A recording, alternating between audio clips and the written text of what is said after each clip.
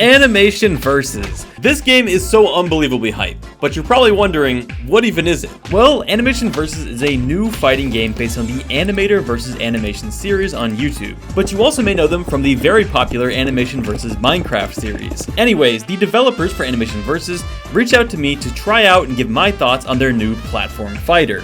But I know what you're thinking.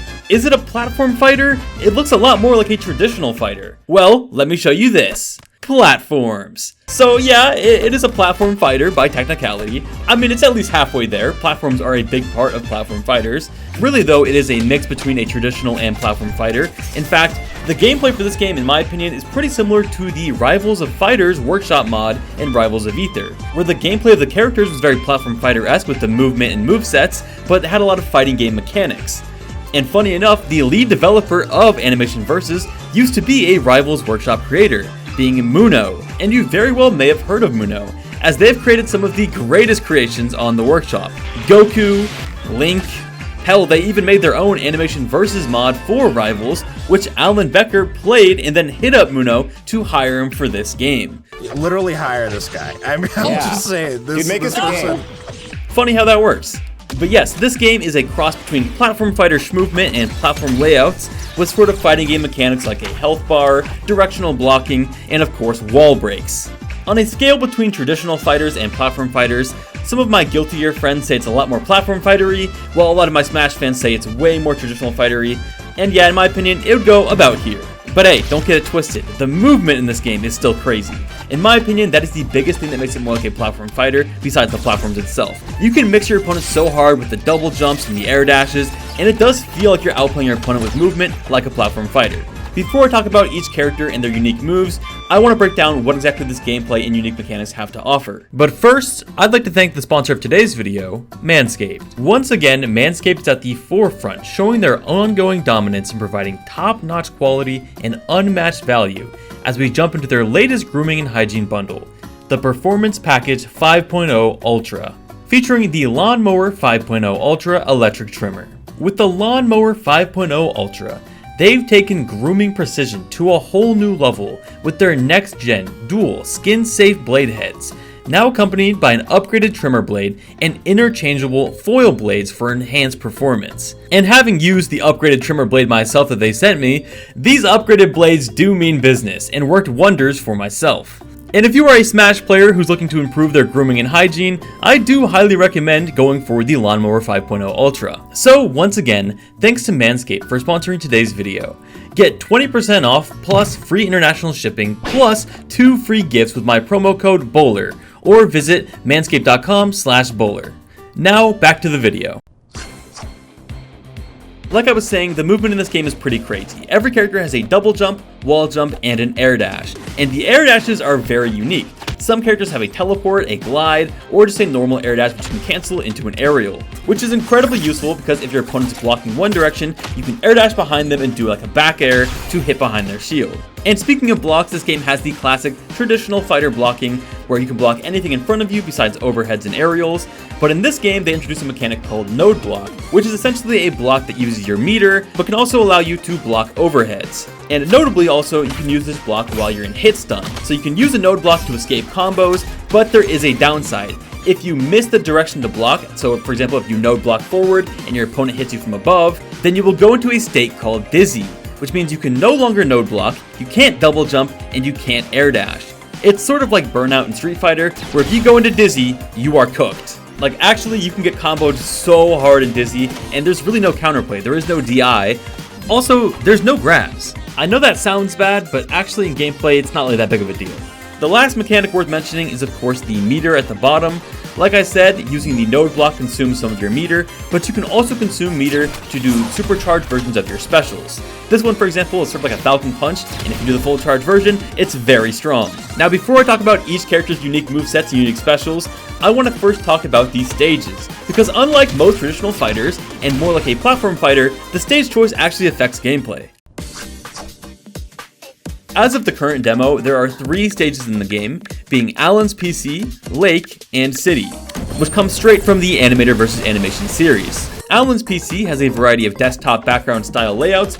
You have the moving sort of Smashville platforms, the double Pokemon Stadium platforms, and maybe like a Blazing Hideout platform where it's like a really big one in the middle. And in my opinion, this is the biggest factor for making the gameplay feel more platform fighter-esque. And basically every time you get a wall break, you transition from one of these different layouts to a new layout. However, for the other two stages, being Lake and City, they haven't quite implemented the platform layouts yet, so those ones are all kind of just basic boring boxes, but they are beautiful layouts. Before I jump into the breakdown of the roster, I want to quickly mention the Kickstarter. If you are interested in this game, definitely check out their Kickstarter, the link is in the description below, to support the game. And if you do support the game, you can unlock an exclusive Animation vs. Icon in Rivals 2. So if you're a Rivals 2 collector, yes, it's just an icon, but hey, you don't want to miss out on this. There's also lots of other information and stretch goals such as more characters for the game, and if you just want to support Muno, who's one of the coolest OG Rivals Workshop creators, then yeah, come on, like you gotta support the game. But anyways, let's talk characters. The roster currently has 6 unique playable fighters, with Red and Orange being the most finished, having most of their specials and normals, and the other 4 having all their finished normals, but most of them are still lacking a lot of their specials. As such, Orange and Red definitely have the most depth, and I'll be talking about them the most, but each character still has a pretty defined archetype. First up is Red. His design is very clearly inspired by your Ryus, your Kens, and your Kazuyas of the fighting game world. He's got a Shoryuken, Electric Wind God Fist, and lots of up-close, low-range, but very fast normals. He's a rushdown with crazy good aerials. This up air, for example, is amazing for juggles. His back air is very satisfying for mixing up shields and blocks. And of course, he's got this amazing dunk on his down air, probably his best aerial, and it's super good again at beating block. He really is the pick up and play character. You can just run at your opponent because his ground speed is so fast. Lots of combo potential. Like I mentioned before, charging specials makes a stronger version of them, and all of Red's charge specials are sort of animal motifs. He has like a rhino, he has a dolphin, he has a shark, he's got this giant wolf, and he really is just a fun pick up and play character, and I think a lot of people will find Red to be their first main. Orange is weird, like really weird. He is the most complete of the roster, having a lot of different unique moves in his kit. He uses his pencil as sort of like a sword where it's a little bit of a disjoint, but he also just draws whatever he wants. So his moveset has sort of unlimited creativity. Giant hammers, fun projectiles, paintbrushes. Wait, oh god. Okay, but it's just the anvil, it's not that bad. What? I am Steve. Alright, he's not actually like Steve, it's just those two moves, but he is a very weird and wacky character. He's one of the most fun to learn the combos with since he has so much creativity, and my favorite move on his kit is definitely Neutral Special, which cycles between 3 different projectiles. He has a rocket, a slow moving eel, and a rising bird. He also has the most fun round start in the game with just immediate side B. Next up is Yellow, who is definitely the classic zoner of the roster. His visual design is one of my favorites in the entire game.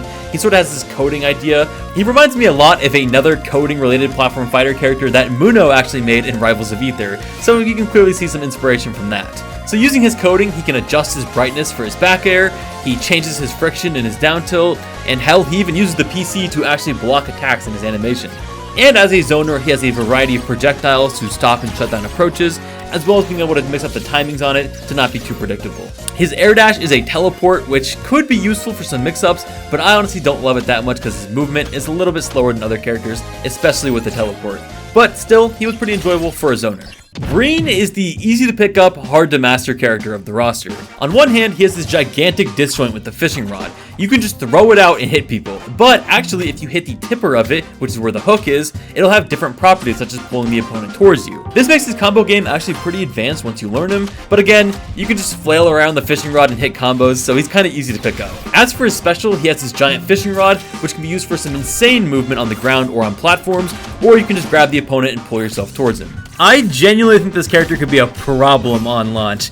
He is going to make people break their controllers. Like, he seems like he's going to be one of those characters who can just be so oppressive in advantage. Blue makes no sense to me. I want to like them so badly, but they do feel the most incomplete of the roster. They use this potion which lets him do special magic abilities, such as teleport behind the opponent for cool mix-ups on block, and also he can throw down these poison clouds, which don't currently do anything, but eventually when the rest of his kit is implemented, they will do something. It's hard to say what exactly Blue's archetype is. He's sort of a weird and wacky stage control character, but honestly, I don't quite see the vision yet. I'm excited to see what they do with this character.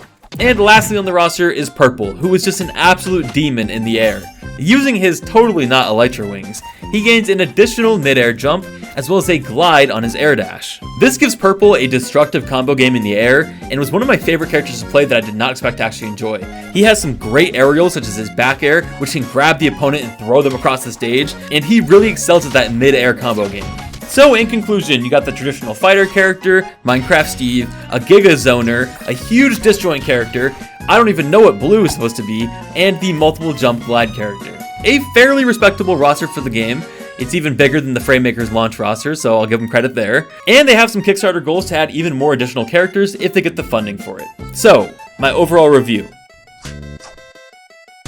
Is the game fun? Yes, 100%, especially with friends. It is so easy to pick up and play. It is the most casual, beginner-friendly fighting game I've ever played. You don't have to spend an hour or 2 hours in training mode to have fun. You can just play the game, and if you played a Smash Bros game before, you already know how to cook. That being said, I have no idea if it's a game I'll be playing in 3 or 4 months after launch, or if it's a month or two I'll be playing and then kind of bored of it. I'm excited to play the game and I hope it does well and has a long life, but only time will tell. If you are interested, I highly recommend supporting the game and backing them on Kickstarter. It's my most anticipated fighting game right now, although if Smash 6 gets announced in about a week, then that might change. But yeah, definitely check out their Kickstarter, and thanks for watching.